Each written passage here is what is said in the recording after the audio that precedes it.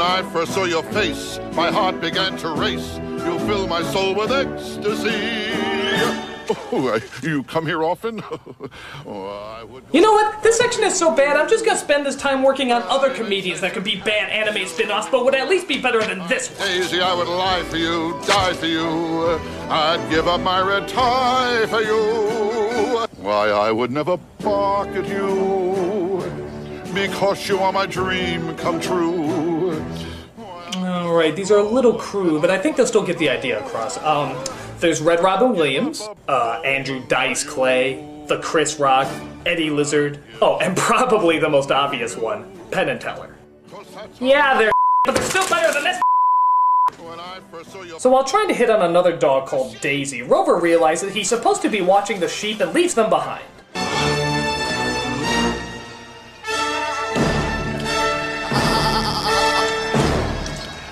What an incredibly confusing joke. The sheep ended up in the tree.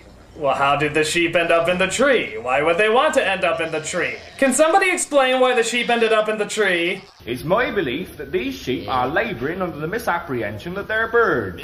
Notice they do not so much fly as plummet.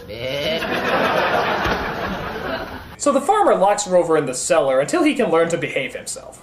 It's me, Daisy. Well, don't let Cal see you. He'll lock you in here with me. Hey, I hope he sees you. How can you make jokes when you're locked up like this? It's all I got! Haven't you noticed the painfully written dialogue in this picture? By the way, what's up with the lighting all of a sudden? We suddenly transformed into Apocalypse Bow Wow. You're an errand boy. Sent by grocery clerks. Besides, I missed a good life. Come on, I'd like to show you something. I know they have bright lights in the city, but do they have anything as beautiful as this? Whew.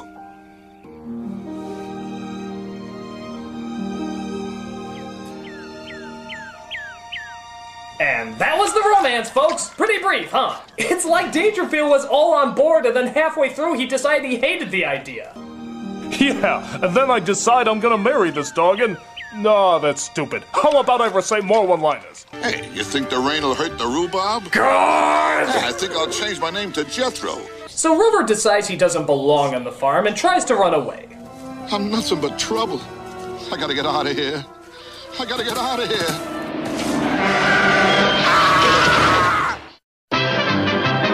That's not the ending either. The film provides so many opportunities to kill this character and yet they never take advantage of it. Just go Old Yeller on his and get rid of him already! Don't give up.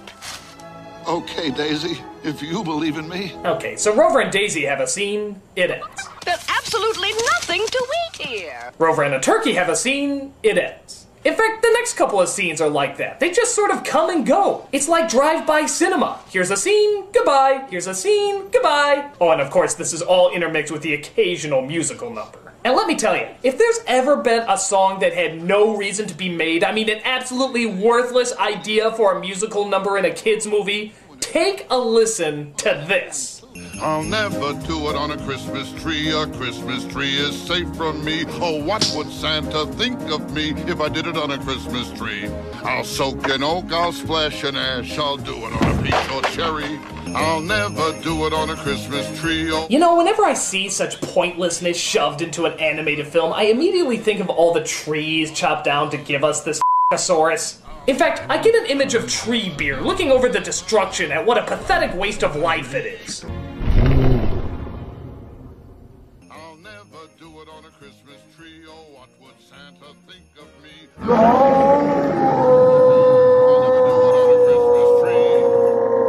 You miss someone back home, don't you?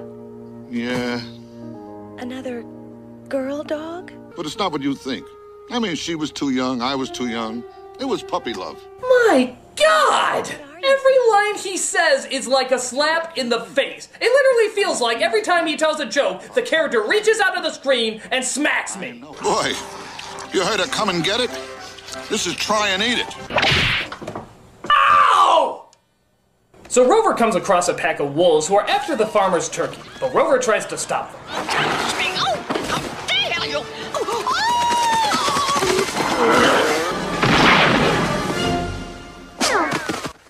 Woo! I'm glad we're okay.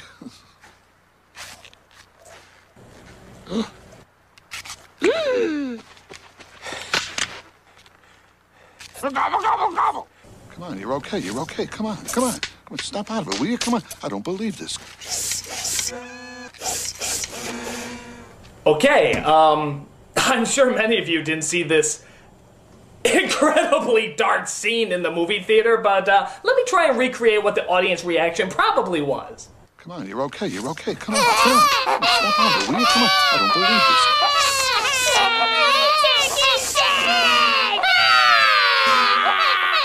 So it's decided that Rover has to die for his crimes against the farm. That's about time, if you ask me.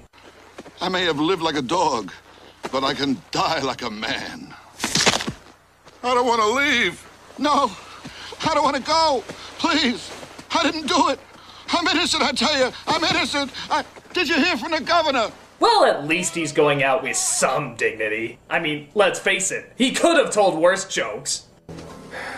Rover, I wish we spoke the same language. Oh, what, you don't speak bad jokies? But you see, I cannot have an animal on my farm killing other animals. This is hard for me, Rover.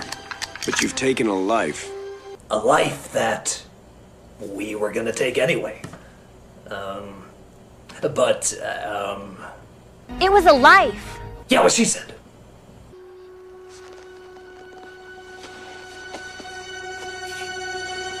Get the title card ready.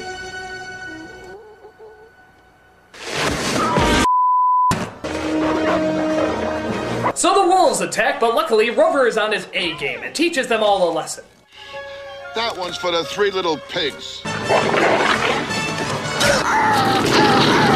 I know what you're thinking.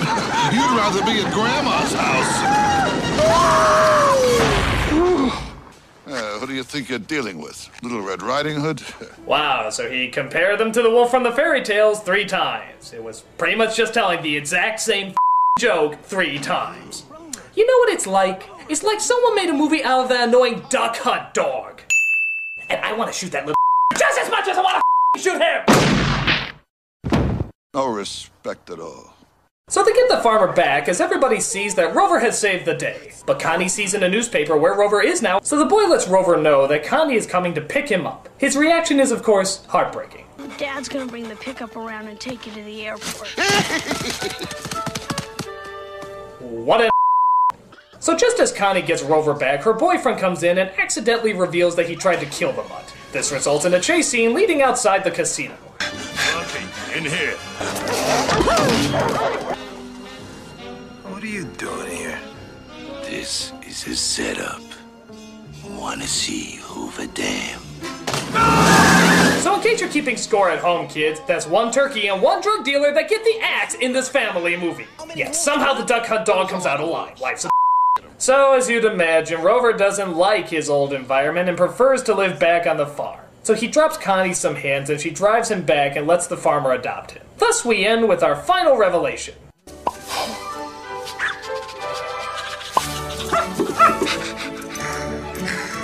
Hey, I'm a father of 5. Hey, looks like I did end with a bang. And that's Rover Dangerfield, or as I like to call it, Unfunny Rodney Dangerfield stand-up.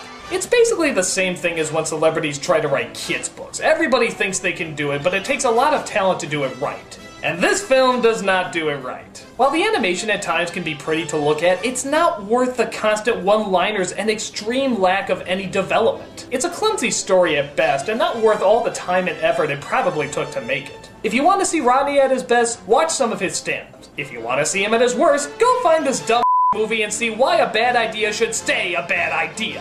And let's pray to God there's no more animated comedian knockoffs. I mean, what's next? The Nostalgia Kitten? I'm the Nostalgia Critic. I remember... A cat credit card?